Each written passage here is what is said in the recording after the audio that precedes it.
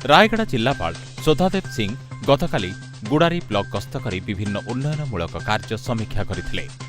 गुड़ारी block रे निर्माणाधीन mission शक्ति गृह कार्य अनुध्यान करने सह कनिष्ठ जंत्री सहित आलोचना करथिले एवं तुरंत संपूर्ण करने को निर्देश देथिले।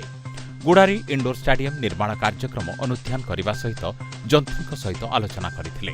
गुड़ारी विज्ञापित अंचल परिषद महिला विशोधन प्रकल्प परिदर्शन करथिले। एहा परे असड़ा ग्राम पंचायतर असड़ा ग्राम परिदर्शन जाई ओडिशा जीविका मिशन कालिया स्वयं सहायक गोष्ठी परिवार और उत्पादन केन्द्र बुली देखिथिले।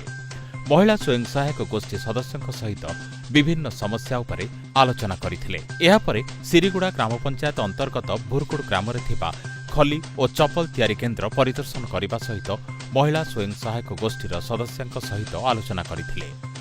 जिल्लापाल गस्त समय गुराड़ी बीडीओ नृसिंह चरण सेठी, तहसिलदार गुड़ारी, एनएससी निर्वाही अधिकारी, अन्यान्य विभागीय कर्मकर्ता उपस्थित थिले। रायगड़ारू रंजन का रिपोर्ट, गीतांजलि न्यूज।